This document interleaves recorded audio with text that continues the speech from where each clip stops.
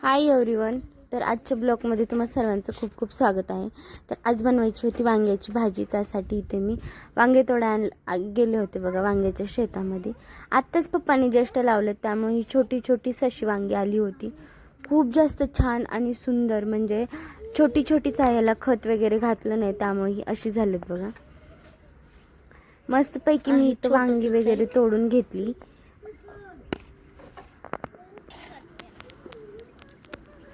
छोटीच होती वांगी आणि आत्ता जस्ट झाडं लावल्यामुळं ना त्याला अजून खत वगैरे केलं नाही, तरी देखील म्हणजे छान अशी वांगी आली होती, मस्त वाटत होती. नवीन असाल तर माझ्या चॅनलला नक्की सबस्क्राईब करा.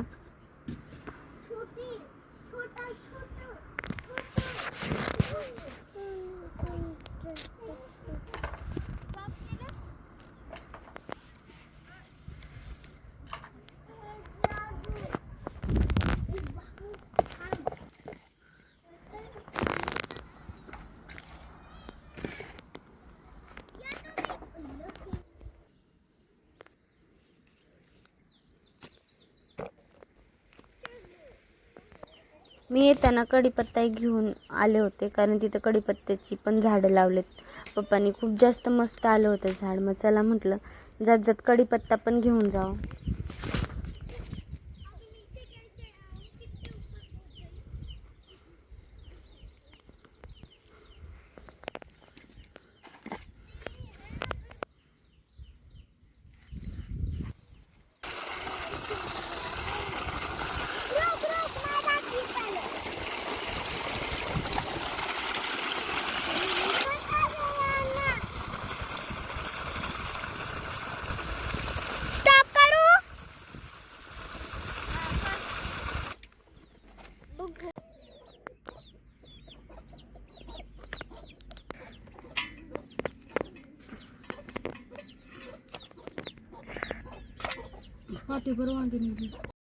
त्यांना वांगी स्वच्छ धुवून घेतली होती, तरी पण मम्मीने आल्यावर घरी परत धुतली.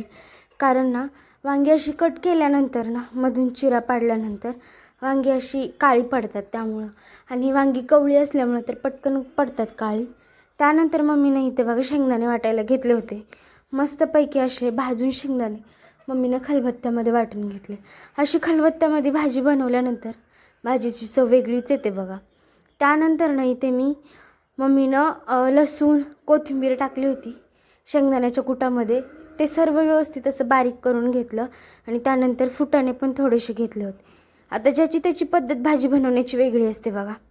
त्यानंतर मम्मीने 1 चमचा हळद, चवीनुसार मीठ आणि घरगुती घरातलं काळं तिखट मम्मीने परवच बनवलं होतं, ते पण खलबत्त्यामध्येच असं बारीक करून घेतलं होतं बघा. परत मम्मीने गॅसवरती म्हणजे गॅसच येते, गॅसची सवय लागली असल्यामुळं.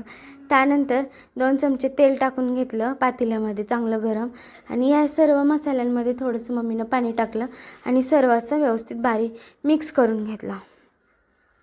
आणि हे सर्व भरलेले म्हणजे कट केलेल्या वांग्यामध्ये भरून घेतलं. नवीन असाल तर माझ्या चॅनलला नक्की सबस्क्राईब करा, लाईक करा, शेअर करा, आणि माझे डेलीचे ब्लॉग तुम्हाला कसे वाटतात हे कमेंट बॉक्समध्ये मला नक्की सांगा. गावाकडं ना कशाही भाज्या बनवू द्या चवदारच लागतात खायला, कारण गावाकडली चव ही वेगळीच असते आणि सर्व गावरानच असतं, कोथिंबीर वगैरे सर्व काही. त्यानंतर मम्मीनं तेल गरम करायला ठेवलं होतं, त्याच्यामध्ये टमाटर टाकून घेतलं. आता चुलीवर थोडासा वेळच लागतो, थोडा जाळ कमी असल्यानंतर जिरं टाकलं, परत कढीपत्त्याची पानं टाकली आणि सर्व व्यवस्थित असं मिक्स करून घेतलं. आणि जी भरून घेतलेली वांगी होती ना ती टाकून घ्यायची तेलामध्ये. चांगली 2-3 मिनटं चांगली अशी फ्राय करून घ्यायची, म्हणजे लवकर शिजतात वांगी, त्यामुळं मम्मीनं टाकली पटकन अशी वांगी. आणि ही गावरान आहेत बघा, म्हणजे शेतामध्ये खत किंवा फवारणी अजून काहीच वांग्याला केलं नव्हतं, वांग्याच्या झाडांना. कारण आत्ताच लावली होती वांगी, त्यामुळं अजून झाडं छोटी छोटीच आहेत. मग मम्मीने तेलामध्ये 2-3 मिनटं फ्राय करून घेतलं आणि जे गरम पाणी करून केलं होतं तेच थोडंसं टाकून घेतलं बघा. आणि सर्व पाण्यामध्ये मिक्स केला मसाला, आणि तो मसाला परत टाकून घेतला. आता चुलीवर थोडासा वेळच लागतो भाजी बनायला. आता इथे बघा भाजीला मस्त असा कलर आला होता आणि खूप जास्त छान वाटत होतं. गावाकडं ना खूप जास्त मज्जा येते. त्यानंतर आता आपली भाजी चांगली अशी म्हणजे उकळायला लागली होती बघा मस्तपैकी. आता आपली साधारणतः भाजी तयार झाली होती. आता इथे म्हणजे तयार झाली होती. वांगं चांगलं असं शिजलं होतं. भाजीला कलर पण छान आला होता बघा. आता म्हणजे पहिल्यांदाच मम्मीनं अशी वेगळ्या पद्धतीने भाजी बनवली होती, पण खायला खूप जास्त टेस्टी झाली होती. चला तर ओके बाय, भेटू नेक्स्ट ब्लॉगमध्ये. तोपर्यंत बाय बाय. आता इथे पप्पांना जेवायला दिलं होतं बघा मम्मीनं.